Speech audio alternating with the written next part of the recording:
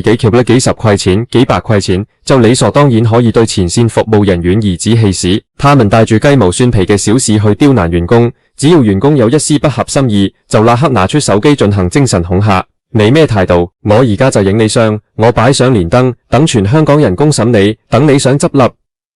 這種網絡霸凌嘅風氣正在慢慢毒死香港餐飲業最後一絲人情味。試想想，當一個50幾歲，每天佔立10個鐘頭嘅老員工，每天工作時都要戰戰兢兢，害怕自己哪一句話說得不夠完美就會被發到網絡上遭遇全城痛罵，他怎麼可能還會帶着由衷嘅笑容去服務客人？當一間餐廳嘅老細，每天醒來不是在研究點樣做好食物嘅品質，而是1000蚊一個月嘅薪水想請一個洗碗阿姐，足足請到3個月都無人問津。在這種情況下，撐起香港餐飲業前線嘅大部分都是那些50幾歲、60幾歲，甚至有啲已經行到挪背嘅老員工。這班老員工經歷嚟香港經濟騰飛嘅年代，他們習慣了那種快節奏、講求高效率、速戰速決嘅工作模式。他們不懂得現代年輕人所追求嘅情緒價值，不懂得用溫柔嘅語氣同你講祝你用餐愉快，更不懂得點樣應對那些拿着手機四處拍視頻，動不動就威爆要擺上網嘅網民。他們只知道出面有幾十人淋緊雨等位，如果裏面嘅客人食飽了卻坐在那裏玩2個鐘頭電話，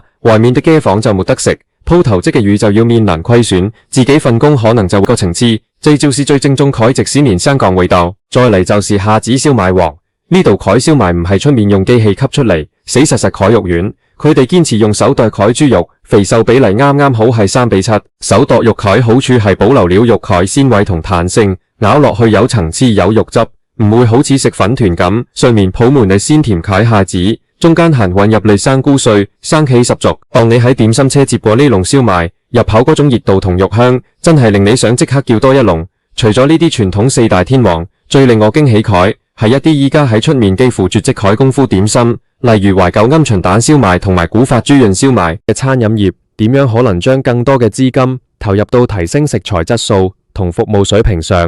而唔係將80%嘅營業額都交俾業主？只有當地產泡沫被剔除，當租金回報率回歸到一個合理可持續嘅水平，香港嘅實體經濟先有可能重新啃到生機。當然呢個過程會非常漫長，亦會伴隨住陣痛。喺呢場大洗牌之中，最受傷嘅往往係那些喺高位接盤嘅中產鋪位業主，以及那些堅守咗幾十年，最終卻倒喺黎明前夕嘅老店東主。好多老店嘅老闆已經60、70歲，佢哋唔係唔想轉型，而係面對高昂嘅人工、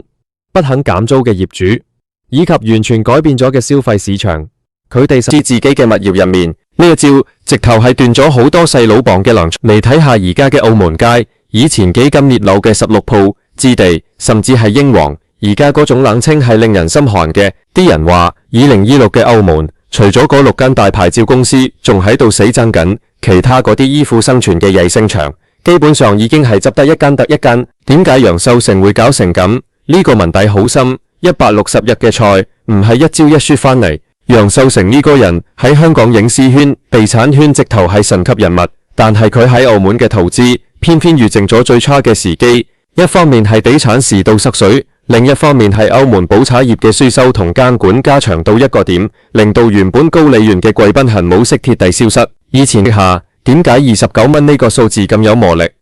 喺香港人嘅潛意識入面，20幾蚊好似仲係停留喺10幾年前嘅雙非水平，所以當呢個數字出現喺飲食前面，佢會觸發一種生理性嘅興奮，呢種興奮會令人大腦短路，忘記咗1分錢1分貨呢個硬道理。好多人去到染榜見到咁亂，其實內心係後悔嘅，但係因為已經排咗咁耐隊，或者已經逼咗錢，就會有一種沉沒成本嘅心理，覺得唔食飯夠本就係虛，於是大家就越食越狠，越加越多，仲有造成嘅浪費，其實仲更加驚人。點解？因為真係唔好食啊！啲炸雞見皮後肉燗，啲青菜浸到黃晒，啲汁鹹到令你想飲3支盡快點餐。這是一個非常正常且合理嘅餐飲業運作程序。然而，這對情侶入座之後，根本沒有認真看餐牌，兩個人一直拿着最新款嘅智能電話喺度瘋狂影相打卡。那個女食客甚至開咗直播，對住鏡頭有講有笑，完全將侍應當成透明。侍應前後過去提醒咗3次，話廚房要出完最後一批單就要熄爐。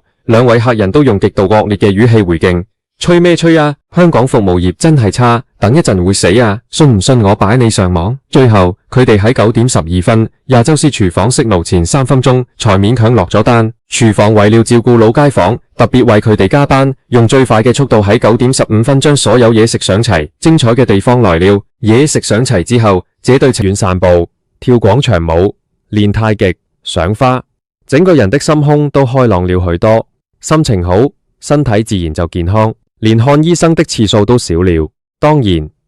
我們說了這麼多深圳養老的好處，是不是代表北上養老就完全沒有任何需要注意的地方呢？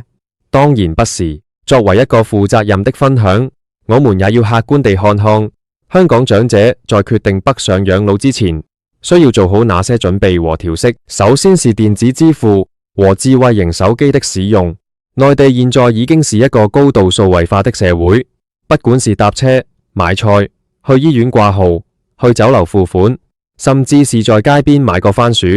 基本都是用微信支付或者。你有冇試過收工好攰，個人謝晒，諗住去樓下求其買盒叉燒燒肉飯依套，返到屋企一打開個飯盒，當堂成個人呆咗，成盒飯望落去，唔係骨就係肥膏，一係就乾到好似柴皮咁嘅瘦叉燒，真正想搵嚿入到口嘅肉都難。嗰一刻，你心裏面除咗粗口，可能仲會湧起一種莫名嘅悲哀。點解今時今日喺香港食餐燒味飯，居然會慘過買六合彩，好似玩抽獎咁？最近上網睇到連登討論區有個熱帖，班連登仔直情開死因研究庭，力訴香港燒味嘅6宗罪，字字爭膽，句句血淚，引嚟成千上萬個網民圍爐共鳴。大家越講越興奮，同時越講越傷心，甚至有人狠狠咁丟低一句：香港燒味已死。呢句說話聽落好偏激。但係仔細諗下，10分鐘以及有時令人不敢恭維嘅服務態度，但係你只要搭半個鐘頭車過咗深圳，300-400塊人民幣，你可以喺高檔商場裏面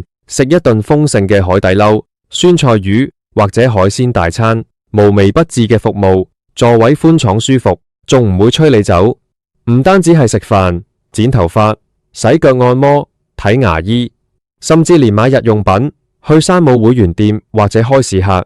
品質同價格都完勝香港。當香港市民發現原來花一半嘅錢可以享有雙倍甚至3倍嘅服務同體驗嗰陣，消費嘅天平就徹底傾斜咗。香港人唔係冇錢，而係香港人唔再願意喺本地做冤大頭。講自己挾咗幾十塊錢、幾百塊錢，就理所當然可以對前線服務人員頤指氣使。他們帶住雞毛蒜皮嘅小事去刁難員工，只要員工有一絲不合心意，就立刻拿出手機進行精神恐嚇。你咩態度？我而家就影你相，我擺上連登，等全香港人公審你，等你想執笠。這種網絡霸凌嘅風氣正在慢慢毒死香港餐飲業最後一絲人情味。試想想，當一個50幾歲，每天佔立10個鐘頭嘅老員工，每天工作時都要戰戰兢兢，害怕自己哪一句話說得不夠完美就會被發到網絡上遭遇全城痛罵，他怎麼可能還會帶着由衷嘅笑容去服務客人？當一間餐廳嘅老細每天醒來不是在研究點樣做好食物嘅品質，而是1000蚊一個月嘅薪水想請一個洗碗阿姐，足足請到3個月都無人問津。在這種情況下，撐起香港餐飲業前線嘅大部分都是那些50幾歲、60幾歲，甚至有啲已經行到挪背嘅老員工。這班老員工經歷嚟香港經濟騰飛嘅年代，他們習慣你那種快節奏、講求高效率、速戰速決嘅工作模式。他們不懂得現代年輕人所追求嘅情緒價值，不懂得用溫柔嘅語氣同你講祝你用餐愉快，更不懂得點樣應對那些拿着手機四處拍視頻，動不動就威爆要擺上網嘅網民。他們只知道出面有幾十人淋緊雨等位，如果裏面嘅客人食飽了卻坐在那裏玩2個鐘頭電話，外面的街坊就沒得食，鋪頭即嘅魚就要面臨虧損，自己份工可能就會個情痴。